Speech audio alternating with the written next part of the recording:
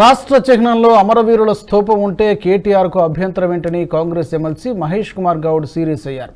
హైదరాబాద్ గాంధీ భవన్లో మీడియా సమావేశంలో ఆయన మాట్లాడుతూ కేసీఆర్ కేటీఆర్లను ప్రజలు నమ్మే పరిస్థితిలో లేరన్నారు. అందరితో చర్చించిన తర్వాతే సీఎం రేవంత్ రెడ్డి నిర్ణయాలు తీసుకుంటున్నారని చెప్పారు. కేసీఆర్ హయాంలో అఖిలపక్ష సమావేశం ఏర్పాటు చేశారా అంటూ ప్రశ్నించారు. ఆవిర్భావ దినోత్సవం రోజున అమరవీరుల కుటుంబాలను పిలిచి సముచితంగా సత్కరిస్తామని తెలిపారు. ముందు ఒక మాట చెప్పుకోవడం జరిగింది. ఈ ఎన్నికల్లో ఎవరు గెలుస్తారో వారితో పాటు ఒక మతతత్వ పార్టీ రేపటి రోజుల్లో ఈ రాష్ట్రంలో ఉంటాయి. నేను ఇవాళ రాజకీయాలు మాట్లాడదలుచుకోలేదు, కానీ వచ్చే రోజుల్లో ఈ రాష్ట్రంలో రెండే పార్టీలు ఉంటాయి, అది మీకు తెలుసు. అమరవీరుల కుటుంబాల యొక్క తల్లిదండ్రులను పిలిచి వారికి సముచిత స్థాయిలో సత్కారం చేసుకోవాలని. కేసీఆర్ అనేవాడు 10 ఏళ్లుగా అన్నీ నేనే, నా వల్లే తెలంగాణని భ్రమ పలికినాడు, అట నమ్మే ప్రయత్నం చేసినాడు. తనకు తానుగా చక్రవర్తిలాగా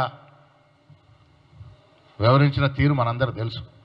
మా పరిస్థితి కాదు, తెలంగాణ కోసం ఎవరైతే త్యాగం చేశారో వారందరికీ కూడా గౌరవం దక్కాలి, దానికోసమే ప్రయత్నం.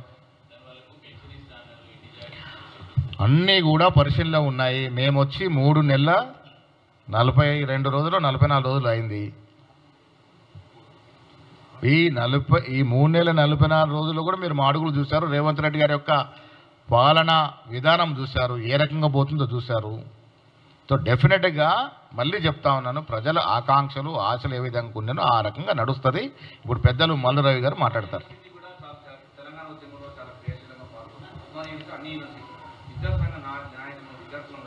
అందరినీ పిలుస్తున్నాం, అన్ని ఉద్యమంలో పాల్గొన్న వారందరి కూడా ఆహ్వానము.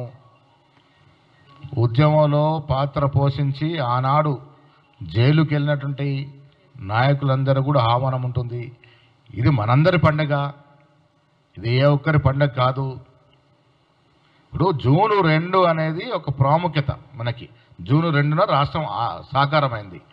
టీఆర్ఎస్ వారు ఆ జూన్ 2 అనే పదానికి ఆ జూన్ 2 ఆ తేదీని అపాసం చేసే విధంగా జూన్ 1 కార్యక్రమాలు చేస్తూ ఉన్నారట.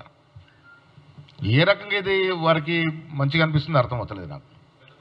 ఈ వీడియో మీకు నచ్చినట్టయితే లైక్ చేయండి, 10 మందికి షేర్ చేయండి. అలాగే కామెంట్ల రూపంలో మీ అభిప్రాయాలను మాతో పంచుకోండి. Nationalist hub group of channels ను సబ్స్క్రైబ్ చేసుకుని తెలుగునాట జాతీయవాద జర్నలిజాన్ని ప్రోత్సహించండి. ఈ వీడియో కింద ఉన్న బెల్ ఐకాన్ పై క్లిక్ చేయడం మర్చిపోవద్దు.